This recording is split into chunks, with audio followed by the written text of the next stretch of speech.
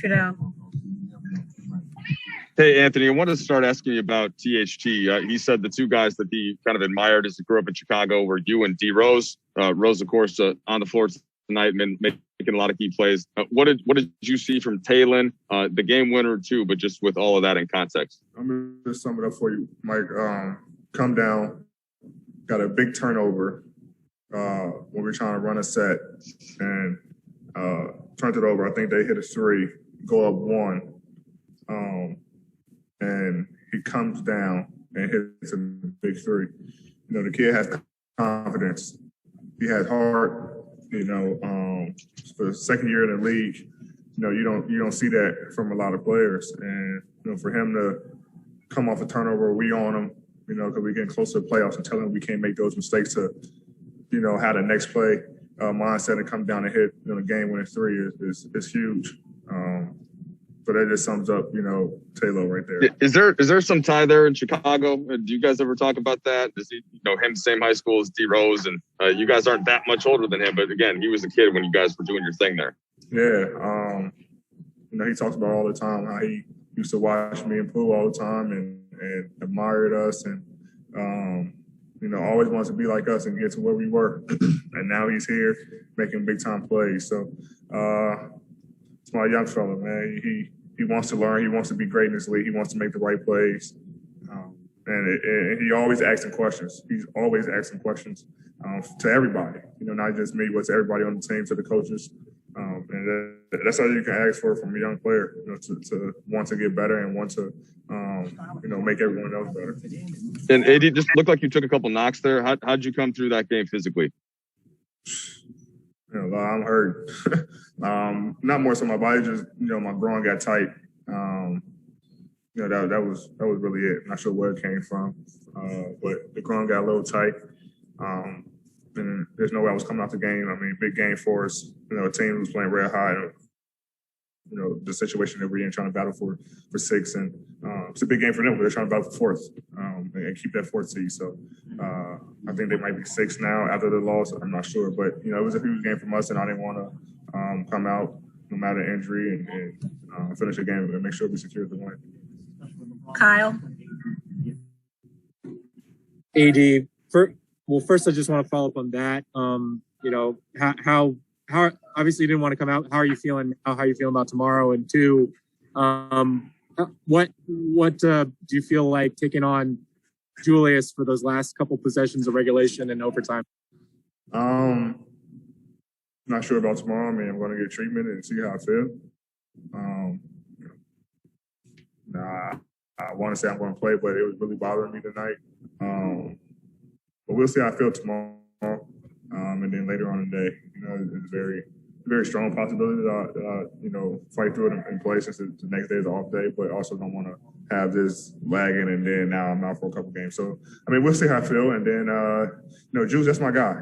Played with him in New Orleans, and you know, he's definitely developed his game with shooting ability and off the dribble. And, you know, the last couple possessions, I just had to lock in defensively and make sure that he wasn't, you know, going to score and help the team. I mean, I feel like I made him hit the three with my contest at the end.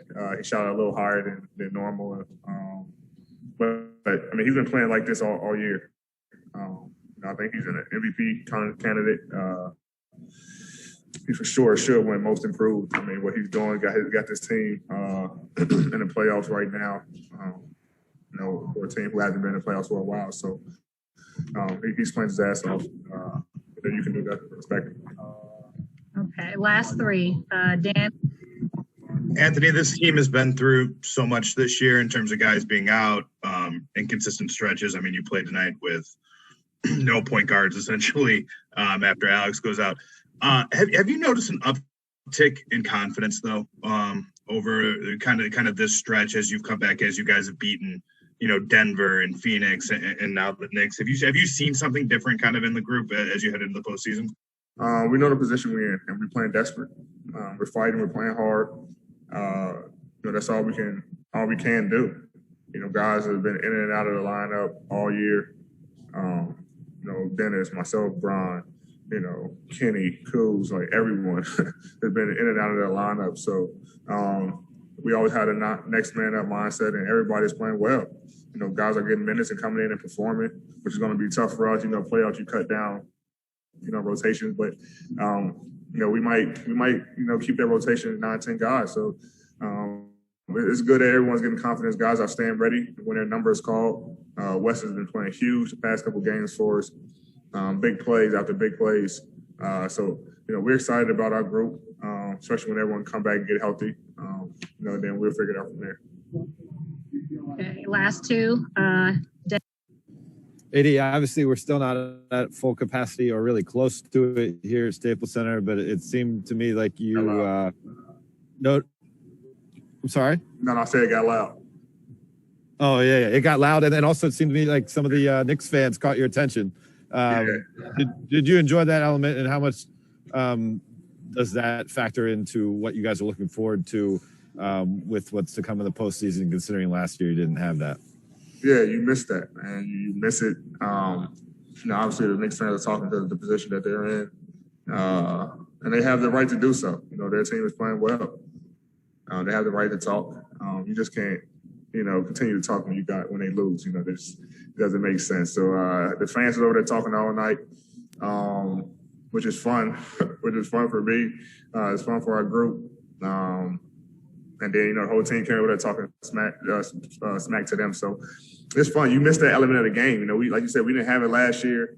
It hasn't really been anybody to come in this building that their team is cheering for them over Laker Nation. And, so that kind of stood out to me. And, it was fun getting a win in front of them and talking trash to them. So, it's all a part of basketball. And I'm pretty sure everyone in the league misses that. Last question, Bill. AD, you guys have kind of taken your lumps at points over these last couple of weeks without LeBron. If he's able to come back tomorrow, what kind of statement do you think it sent, or what do you think was the value or the importance of getting a win like this in your last game without him?